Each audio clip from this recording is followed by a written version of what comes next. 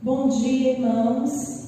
É um prazer estarmos aqui louvando ao Senhor, e você da sua casa, que você também possa se desligar de tudo e separar esse momento para nós estarmos louvando o nome do Senhor, amém? Nós vamos louvar esse Deus que é incomparável, não há nada que se compare ao amor desse Deus, amém? Por isso Ele é digno de todo louvor.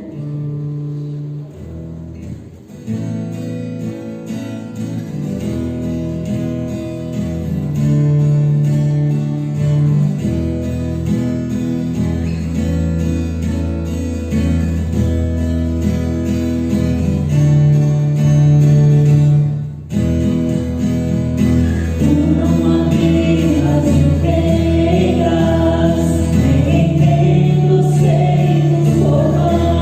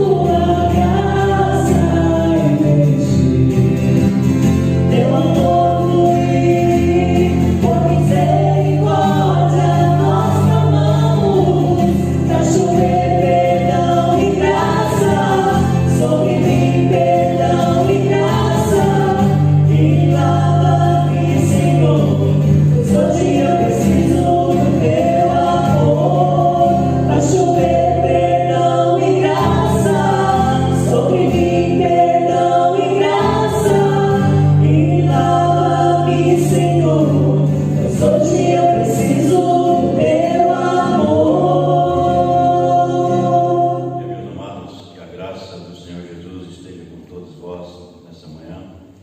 Espero que os irmãos sejam abençoados ao estar assistindo essa última lição da Escola Dominical. Estamos encerrando essa série de lições sobre a vida de Neemias. E espero em Deus que essa também venha falar aos nossos corações. Essa manhã nós vamos estar então meditando sobre o líder e a reforma. O líder e a reforma. Nós vamos ter uma palavra de oração para darmos início à nossa lição da Escola Dominical. Oremos.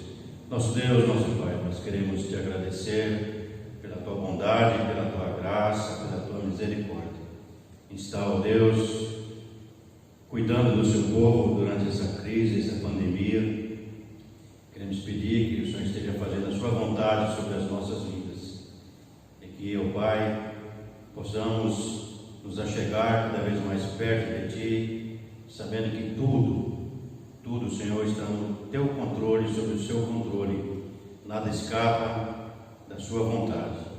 Por isso, Pai amado, nós pedimos que o Senhor esteja abençoando o Teu povo, cuidando, protegendo e reavivando, Pai, a nossa fé nesse momento difícil que nosso país está passando, com perda, Deus, de alguns irmãos que nós perdemos, que foi para a glória, e que o Senhor esteja, Pai, fortalecendo a nossa fé a cada dia, para que possamos continuar firmes até a volta do Senhor Jesus.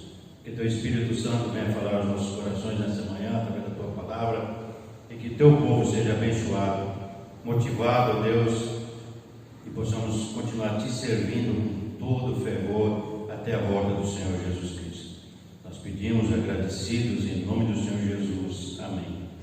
Meus amados, queremos falar sobre, então, nesse tema, encerrando a nossa série de lições sobre a vida de Neemias, o líder e a reforma. E para isso nós vamos ler o texto de Neemias capítulo 13. Neemias capítulo 13, quero usar os primeiros 3 versículos como introdução da nossa lição, que diz assim: Naquele dia leu-se no livro de Moisés aos ouvidos do povo, e achou-se escrito nele que os amonitas e os moabitas não entrassem jamais na congregação de Deus, porquanto não tinham saído ao encontro dos filhos de Israel com pão e água. Antes, contra eles, assalariaram Balaão para os amaldiçoar. Porém, o nosso Deus converteu a maldição em bênção. Sucedeu, pois que, ouvindo eles esta lei, apartaram-se de Israel todo elemento misto. O líder e a reforma. Meus amados, Deus atua permanente e soberanamente sobre o seu povo, capacitando os seus servos para conduzir o seu rebanho. E nós vamos ver aqui nessa lição, nessa manhã, o zelo de Neemias. O zelo de Neemias em obedecer e levar o povo de Israel à obediência, porque Israel novamente tinha quebrado a aliança com Deus. Depois de reconstruir os muros, colocar as portas, novamente o povo de Israel quebra a aliança com Deus. E Neemias, líder, servo do Senhor, tem essa visão de levar o povo de Israel novamente à obediência a Deus. A obediência a Deus, meus amados, é algo primordial em nossas vidas. Precisamos obedecer a Deus. E obediência é algo primordial em nossas vidas espirituais. A obediência, meus amados, está diretamente relacionada ao amor a Deus. Se amamos a Deus, vamos obedecer os seus mandamentos. A obediência é uma atitude de amor, renúncia e humildade diante da soberania de nosso Deus. E nessa manhã nós vamos analisar 4 áreas de reforma que precisam de reforma em nossas vidas espirituais. E foi isso que Neemias fez no meio do povo. Neemias levou o povo de Israel a fazer algumas reformas em suas vidas espirituais. E nós, nesta manhã, queremos analisar 4 áreas que precisam de reforma em nossas vidas. Como foi necessário no povo de Israel, é necessário também nos dias atuais. E aqui nos versos de 1 a 3 nós encontramos a primeira área que precisa de reforma em nossas vidas espirituais: envolvimento com o mundo. Envolvimento com o mundo. Nós vemos que o povo de Israel, quando estava exilado, foi levado para uma terra estranha, teve que conviver com nações pagãs e começaram então a colocar costumes mundanos em seu meio. E a primeira área de reforma em nossas vidas que foi necessário Neemias tratar com o povo de Israel foi o envolvimento com o mundo. A ordem do Senhor para nós é sermos santos, assim como Ele é. E a palavra santo significa separado. Separado. E nós encontramos essa ordem de Deus em Levítico capítulo 20, Levítico capítulo 20, verso 7. Levítico capítulo 20, versículo 7. A ordem de Deus para nós é esta: portanto, santificai-vos e sede santos, porque eu sou o Senhor vosso Deus. Portanto, santificai-vos. É a ordem de Deus para nós. 1 Pedro, no Novo Testamento, Pedro também nos adverte sobre essa ordem de Deus. 1 Pedro, capítulo 1, verso 16. Porquanto está escrito: sede santos, porque eu sou santo. Essa é a ordem de Deus para o seu povo, para as nossas vidas. Sermos separados do pecado e deste mundo. Ou seja, devemos viver incontaminados pelo mundo, praticando somente aquilo que agrada ao nosso Deus. 1 Pedro, ainda no capítulo 2, versículo 9, a palavra do Senhor nos diz assim: mas vós sois a geração eleita, o sacerdócio real, a nação santa, o povo adquirido, para que anuncieis as virtudes daquele que nos chamou das trevas para a sua maravilhosa luz. Nação santa, nação separada, incontaminada com as coisas desse mundo. A ordem de Deus para as nossas vidas é essa. Foi para Israel naquela época, para que Israel fosse um povo santo, separado para Deus. Mas nós vemos que Israel quebra a aliança e começa a colocar novamente no seu meio coisas mundanas, pagãs. E a ordem de Neemias foi levar o povo de Israel novamente à obediência, a se separar dessas coisas que não agradavam ao Senhor e a ser novamente uma nação santa, separada para nosso Deus. E isso também é primordial para nós nos dias atuais, sermos santos, separados, não nos envolvermos com o pecado, com as coisas desse mundo. Assim era Israel para o Senhor, por isso não deveriam relacionar-se com os amonitas e os moabitas. A pergunta é: quem eram eles? Quem eram os amonitas e os moabitas? Primeiro, os moabitas moravam além do Jordão, na altura de Jericó. Números capítulo 22, versículo 1, a palavra do Senhor nos diz assim: eles eram descendentes de Ló, assim como os amonitas. 2. Balaque foi o rei moabita que contratou Balaão para amaldiçoar o povo de Deus. Números 22, versos 5 a 7. Terceiro, esses povos levaram Israel à prostituição e à idolatria. E nós lemos aqui em Neemias capítulo 13 que essas nações não socorreram a Israel com pão e água quando saía do Egito.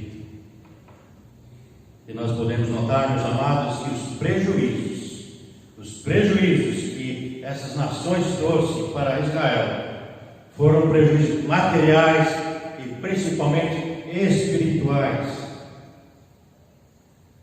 Foram muito evidentes para Israel. Por isso a proibição no versículo 13 de Neemias capítulo 13. E nós encontramos a mesma proibição, Deus nos dizendo, 1 João capítulo 2, versículo 15. A palavra do Senhor nos orienta nesse sentido. Não ameis o mundo, nem o que no mundo há. Se alguém ama o mundo, o amor do Pai não está nele. Nós não devemos nos envolver com as coisas desse mundo. A ordem do Senhor é bem clara: não ameis o mundo e nem o que no mundo há. O apóstolo João nos exorta aqui nesse capítulo a não amarmos o mundo, nem o que nele há, pois se amarmos o mundo, o amor de Deus não está em nós. Se amarmos o mundo, nós vamos nos afastar de Deus. Nós vamos nos afastar do amor de Deus. Precisamos entender o que é que João está querendo nos mostrar.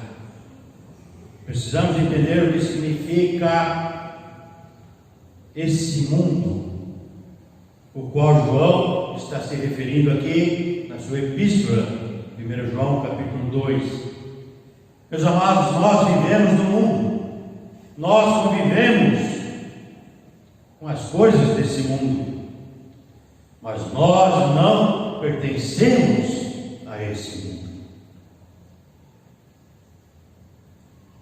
Nós, como eu disse, convivemos com o mundo, mas não concordamos com ele. Por mais que estejamos nesse mundo, não podemos, meus amados, esquecer que o nosso lar é outro.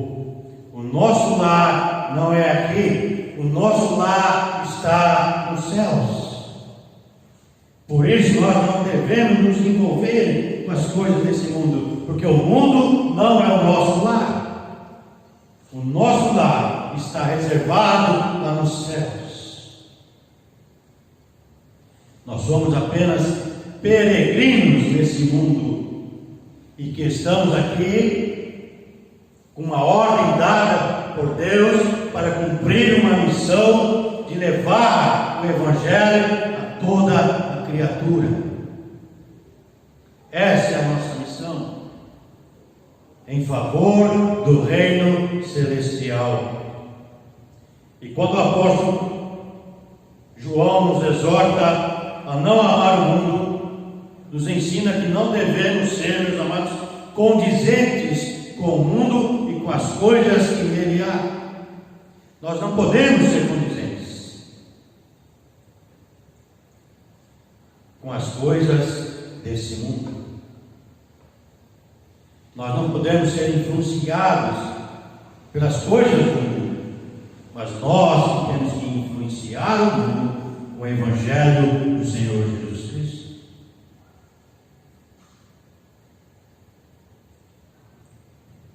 Nós é que devemos influenciar as pessoas que ainda não conhecem o Senhor Jesus Cristo como Senhor e Salvador de suas vidas. O mundo aqui, meus amados, retratado, não é o globo terrestre. Não é o globo terrestre que nós conhecemos, ou bem conhecido como planeta Terra. Estamos falando do mundo como um sistema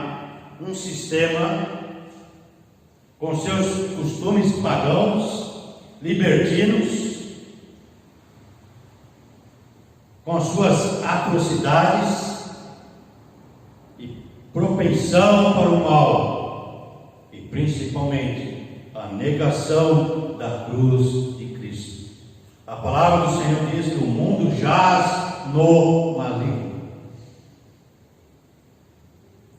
O mundo, meus amados, é só trevas. Por isso precisamos ser luz. Luz para iluminar o caminho dos perdidos, daqueles que não conseguem achar o caminho. Nós devemos ser luz para os perdidos, luz na vida das pessoas necessitadas de paz, luz para guiar os cansados,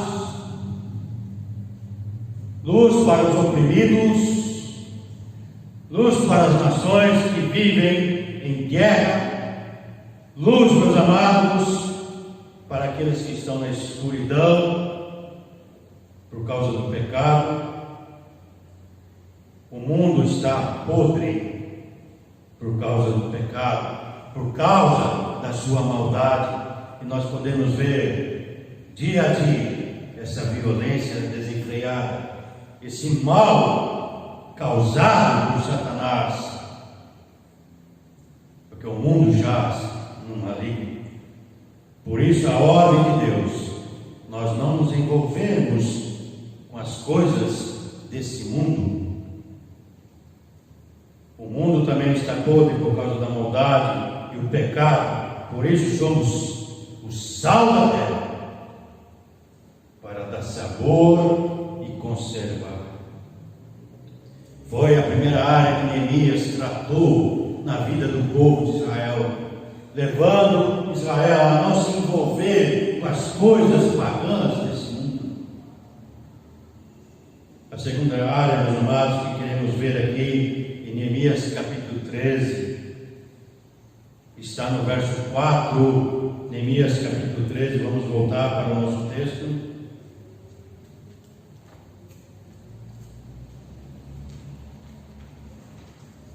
Capítulo 13, verso 4 a 9. Aqui nós encontramos a segunda área que Neemias tratou de reformar no meio do povo de Israel. Verso 4 a 9. Ora, antes disso, Eliasibe, sacerdote, que presidia sobre a câmara da casa do nosso Deus, se tinha aparentado com Tobias, e fizera ali uma câmara grande, onde dantes se depositavam as ofertas de alimentos, o incenso, os utensílios e os dízimos do grão, do mosto e do azeite, que se ordenaram para os levitas, cantores e porteiros, como também a oferta alçada para os sacerdotes.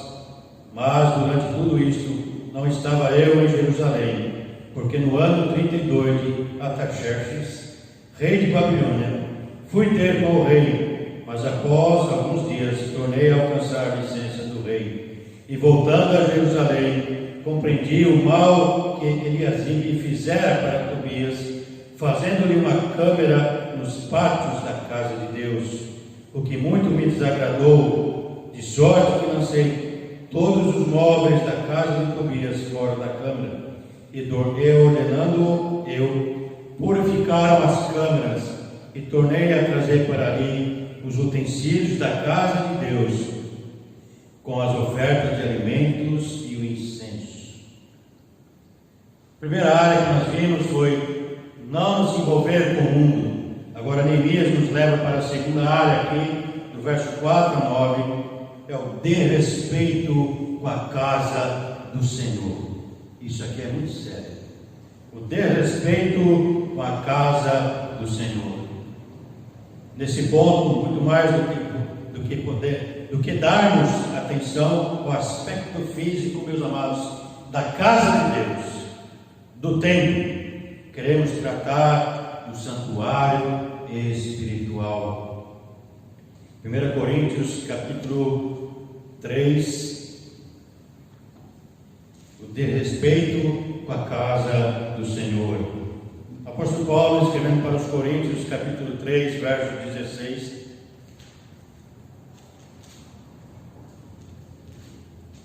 O que eu quero chamar a atenção dos irmãos é: nós devemos nos preocupar, sim, com a casa do Senhor, mas não pelo aspecto físico da parte material. Mas o apóstolo Paulo, ele nos leva além. E ele diz assim em 1 Coríntios, capítulo 3, verso 16: não sabeis vós que sois o templo de Deus e que o Espírito de Deus habita em vós? Capítulo 6, verso 19: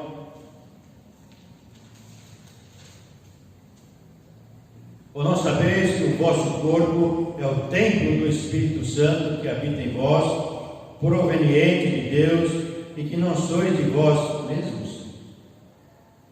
Neemias leva o povo de Israel a pensar, leva o povo de Israel novamente a tratar esse assunto: desrespeito com a casa do Senhor. Não apenas com a casa do Senhor na parte física, material, mas principalmente na parte espiritual. O nosso corpo é o santuário do nosso Deus. Quando aceitamos Jesus Cristo como Senhor e Salvador, o Espírito Santo veio fazer morada em nós, e nós somos o templo do Deus vivo agora.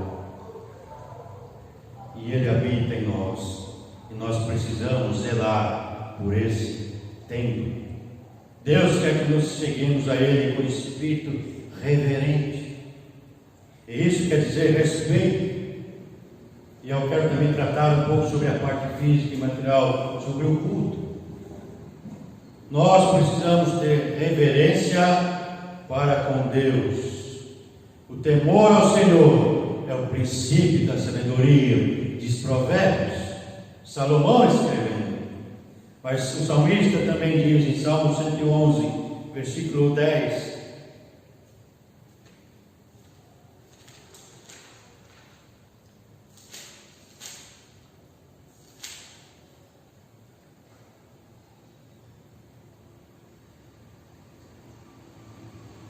nós vemos aqui: o temor do Senhor é o princípio da sabedoria. Bom entendimento tem todos os que cumprem os seus mandamentos. O seu louvor permanece para sempre. O temor do Senhor é o princípio da sabedoria. Temor, reverência a Deus é o princípio da sabedoria. Reverência, respeito para com Deus e para com a sua casa, tanto na parte material do culto, como também em relação ao nosso templo espiritual, que é o nosso corpo. Esse temor está ligado à reverência, meus amados, ou seja, devemos nos aproximar de Deus, dele, com humildade, com submissão e não com medo. Não com medo. Temor, muitas vezes, não é o significado de medo, mas reverência. E muitas vezes também precisamos temer de Deus, porque a palavra de Deus diz: o rei da coisa é cair na mão do Deus vivo. Tendo reverência e muitas vezes também medo, sabendo que Deus é um fogo consumidor, que pode trazer juízo a toda obra, mesmo aquelas obras ocultas em nossas vidas. Então, reverência, ou seja, como eu disse, está ligado ao respeito e muitas vezes também ao medo, mas não tanto ao medo. Mas eu quero chamar a atenção dos irmãos nessa manhã sobre a reverência, o respeito que nós devemos ter, principalmente na casa de nosso Deus, porque Israel estava caindo nesse erro, estava desrespeitando a casa do Senhor, e Neemias teve que colocar em ordem, teve que fazer uma reforma nessa área, na vida do povo de Israel. trazendo Israel novamente a ter um respeito, a ter um temor para com Deus e para com a sua casa. Ao entrarmos na igreja, devemos ser reverentes. Devemos ser reverentes, meus amados, e estar mais dispostos a nos inclinarmos para ouvir a voz do Senhor. Na casa de Deus, precisamos nos manter concentrados, pois é uma casa de oração e devemos estar sempre atentos à voz do Senhor. Quando ouvimos o que Ele diz e o adoramos, estamos testemunhando a nossa fé. Podemos desviar a nossa atenção da palavra de Deus e faltar com reverência. Mantemos conversas muitas vezes durante o culto. Isso acontece. Quando o pregador está transmitindo a palavra de Deus, muitos irmãos estão com conversas paralelas. Isso é falta de respeito à casa de Deus. Muitos irmãos estão com o celular, com a sua mente ligada em outra coisa, estão se desviando do recado que Deus está trazendo para nós. Muitas vezes é nossos filhos que ficam andando quando a palavra de Deus está sendo pregada, aí desvia a atenção dos outros irmãos e às vezes até do pregador. Precisamos ter respeito com a casa do Senhor.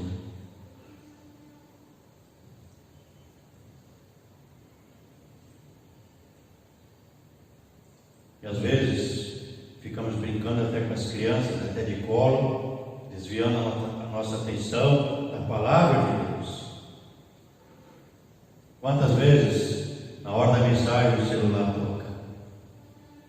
O irmão sai daqui, vai lá fora para atender o celular e perde o recado, a mensagem de Deus para a sua vida.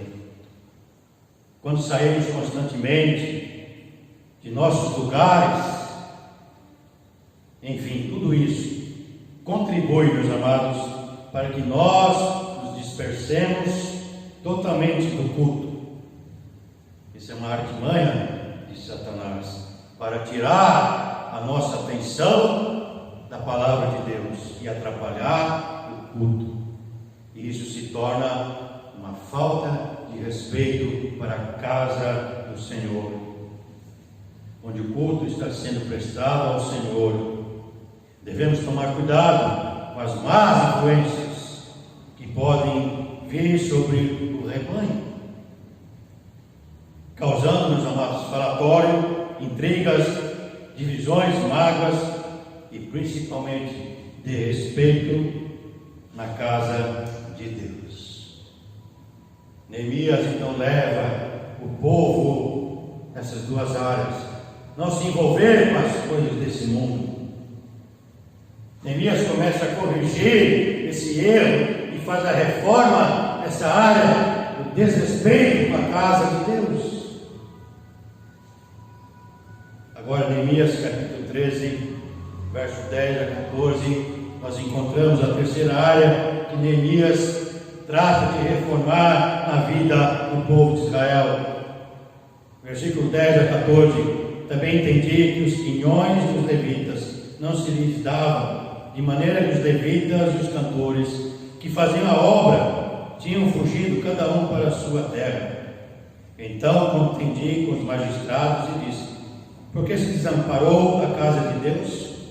Porém eu os ajuntei e os restaurei no seu posto. Então todo Judá trouxe os dízimos do grão, do mosto e do azeite aos celeiros. E por tesoureiros pus sobre os celeiros a Selemias, o sacerdote, e a Zadok, o escrivão, e a Pedaías, dentre os levitas, e com eles Anã, filho de Zacur, filho de Matanias, porque foram achados fiéis. E sim, lhes encarregou a eles a distribuição para os seus irmãos. Por isso, Deus meu, lembra-te de mim e não risque as beneficências que eu fiz à casa de meu Deus e às suas observâncias. Encontramos aqui, meus amados, a terceira área que Neemias trata de reformar na vida do povo de Israel: a negligência na manutenção dos obreiros do Senhor. A casa de Deus é um local de santidade e adoração, onde o nosso Criador deve ser venerado, invocado. Também deve ser um local de alegria, paz, súplicas e agradecimentos. Por esse motivo, devemos ser responsáveis pelo seu zelo e cuidado, não apenas, meus amados, frequentando os seus cultos, tanto na escola dominical, como no culto à noite, ou nos cultos de quarta-feira, mas também precisamos dar condições necessárias para o seu funcionamento e manutenção. E nós estamos falando aqui dos dízimos e ofertas. O povo de Israel estava pecando contra Deus, porque estava negando os dízimos e as ofertas, e a manutenção dos obreiros estava sendo deixada de lado. E Neemias então vem para corrigir, para mostrar ao povo que eles estavam pecando contra Deus. Vemos que a atitude de Neemias, meus amados, referente a esse assunto, Neemias foi muito transparente e corajoso ao tratar esse assunto. Demonstrou zelo que tinha para com os mandamentos do Senhor. Malaquias capítulo 3, versículo 10, a palavra do Senhor diz assim: trazei todos os dízimos da casa do tesouro, para que haja mantimento na minha casa. Depois fazei prova de mim nisso, diz o Senhor dos exércitos, se eu não vos abrir as janelas do céu e não derramar sobre vós uma bênção tal, até que não haja lugar suficiente para recolher-vos.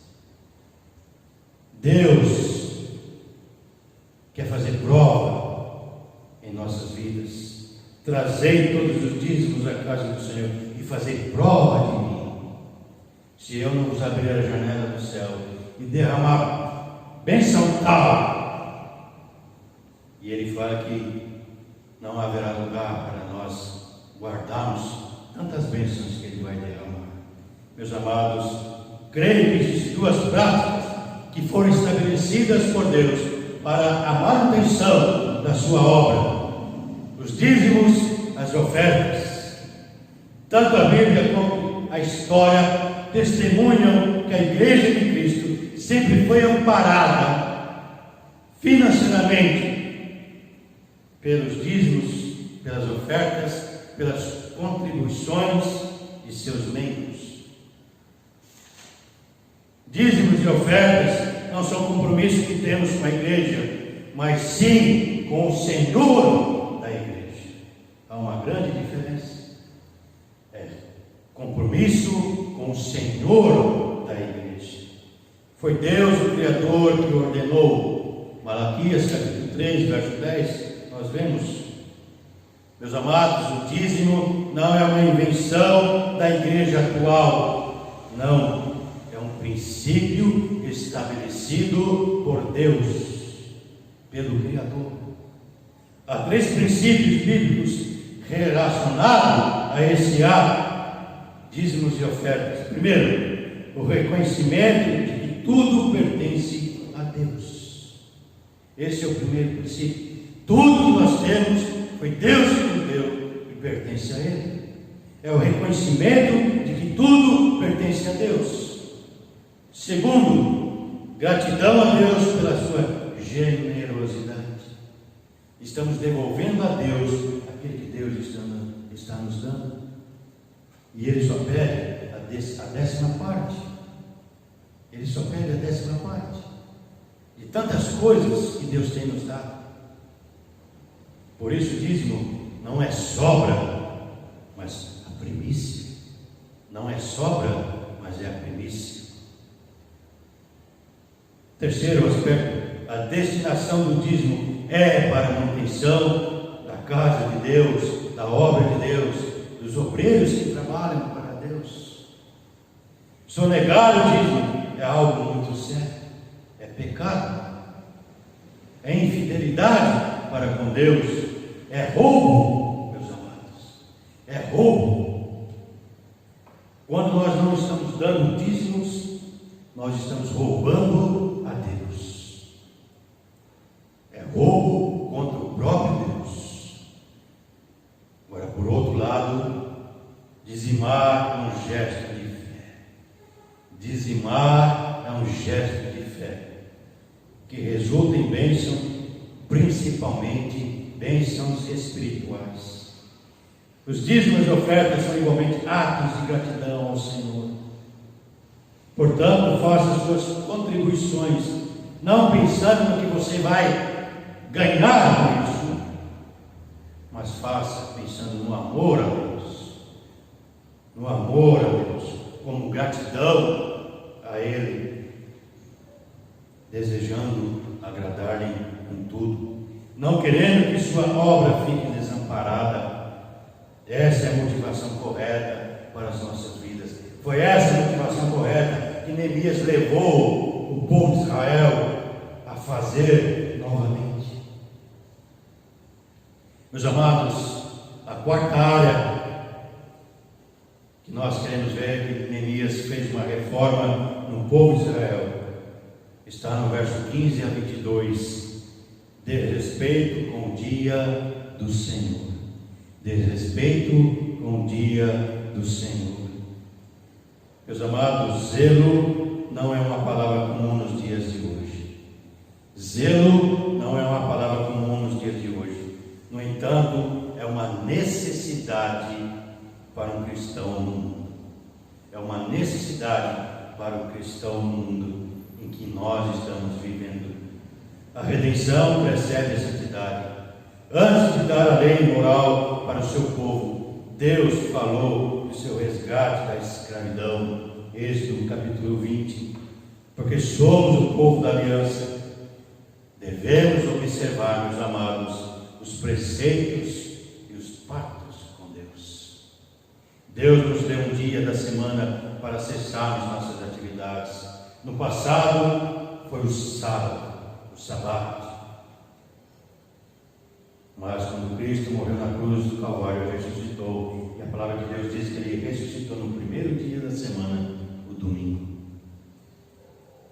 Deus deu um dia da semana para que pudéssemos parar e adorar a Deus na beleza da sua santidade, cultivarmos com Ele um relacionamento profundo, uma comunhão com Ele.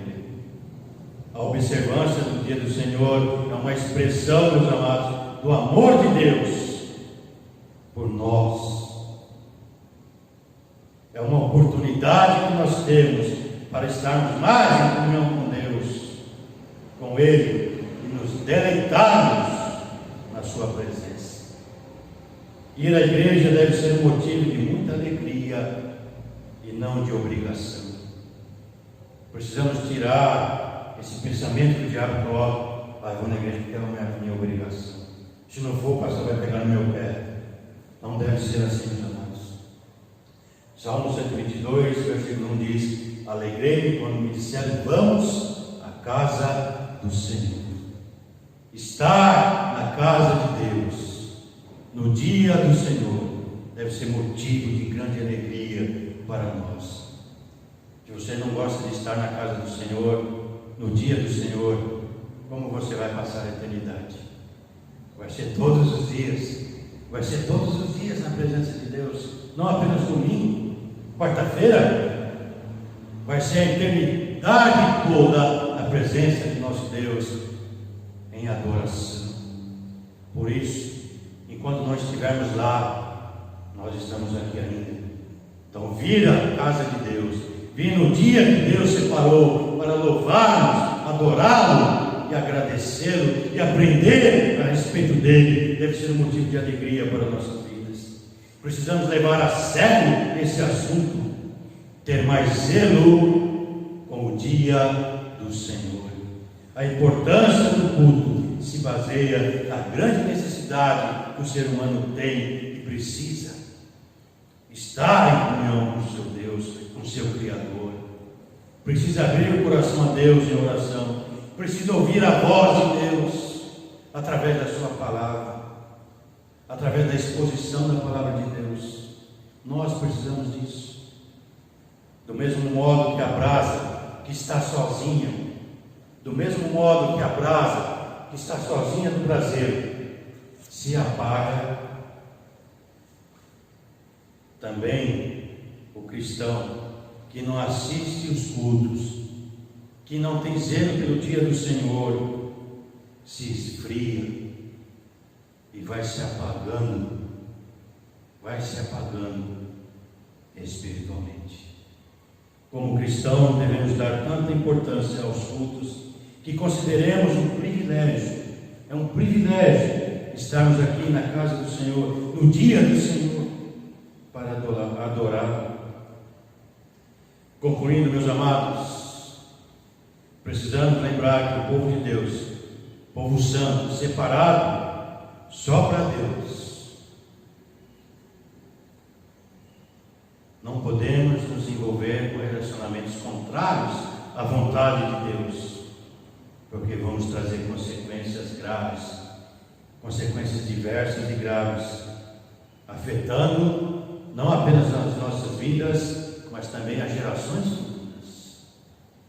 Por isso, vivamos aos pés do Senhor, sempre desejosos de fazer a sua vontade, como líderes e como igreja. Pedro, escrevendo sua carta, afirmou o seguinte, 1 Pedro capítulo 4, 1 Pedro capítulo 4, versículo 2: para que no tempo que vos resta na carne, não vivais mais segundo as concupiscências dos homens, mas segundo a vontade de Deus. Que versículo maravilhoso para as nossas vidas. Devemos viver cada segundo aos pés da cruz, aos pés do Senhor.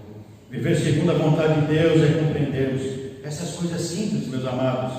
Abandonarmos os valores deste mundo, o pensamento egoísta, e buscarmos a santificação. Que possamos fazer como Neemias fez. O que é que Neemias fez? Evitou contaminar-se com as coisas do mundo, deste mundo. Valorizou a casa de Deus, valorizou o dia do Senhor, dando importância aos cultos, valorizando o dia do Senhor, principalmente contribuindo com os dízimos, as ofertas para a manutenção da obra de Deus e dos obreiros. A palavra de Deus, meus amados, nos encoraja a uma vida de serviço e trabalho no reino de Deus. A palavra de Deus nos garante que seremos recompensados por todo o trabalho feito para Deus. Colossenses capítulo 3, verso 24. Colossenses, eu quero apenas concluir com esses dois versículos. Colossenses capítulo 3, versículo 24, que diz assim: sabendo que recebereis do Senhor o galardão da herança, porque a Cristo o Senhor servis. O galardão da herança. Sabendo que recebereis do Senhor o galardão da herança. 2 Crônicas, capítulo 15, verso 7. Eu gosto muito desse versículo. 2 Crônicas, capítulo 15, versículo 7. Mas esforçai-vos e não desfaleçam as vossas mãos. Por quê? Porque a vossa obra tem uma recompensa. A vossa obra tem uma recompensa. Meus amados, que Deus abençoe sua palavra em nossos corações. Encerramos essa série de lições de Neemias, que foi uma grande bênção, particularmente para a minha vida. Aprendi muito, não apenas a respeito da liderança, mas também como viver o dia a dia na presença presença de nosso Deus. Espere em Deus que a palavra do Senhor também tenha achado guarida no seu coração nessa manhã, e que você possa continuar firme na obra de Deus, sabendo que o nosso trabalho não é vão, Senhor. Vamos orar encerrando. Nosso Deus, nosso Pai, obrigado, Senhor, porque Tu és maravilhoso, a Tua palavra é poderosa para transformar e mudar as nossas vidas. Eu quero pedir, Senhor, para cada irmão que assistiu essa live, que a Tua palavra, ó Deus, possa estar penetrando em seus corações, ao ponto de estar mudando tudo aquilo que precisa ser reformado em nossas vidas, a começar por mim, Senhor, e que essas lições inimigas não se apagam, não venham se apagar das nossas mentes, Senhor, mas que possamos lembrar delas a cada dia, para que possamos estar nos fortalecendo. Pai amado, eu quero pedir pelo seu povo,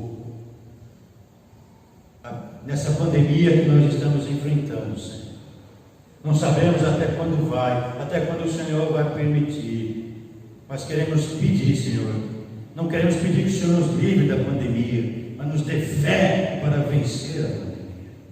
Que possamos, ó Deus, apesar dessa crise, possamos permanecer de pé diante do Senhor.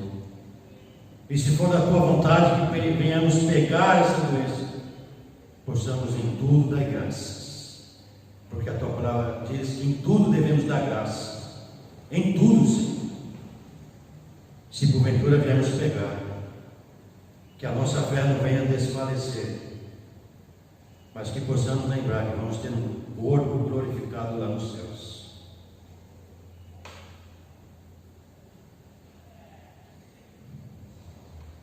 E um dia, Senhor, estaremos contigo, lá na glória, onde doença nenhuma vai nos atingir, onde o ladrão não rouba e a ferrugem não corrói. Que possamos lembrar das Tuas promessas. Por isso, Senhor, abençoe o Teu povo, dando, Senhor, alegria em Te servir, não apenas em momentos alegres, mas também nos momentos difíceis, nos momentos que estivermos passando pelo deserto, no vale da sombra da morte, possamos lembrar que o Senhor está conosco, a Tua vara e o Teu cajado nos consolam. É o que eu peço, Senhor, abençoe o Teu povo, em nome do Senhor Jesus, amém.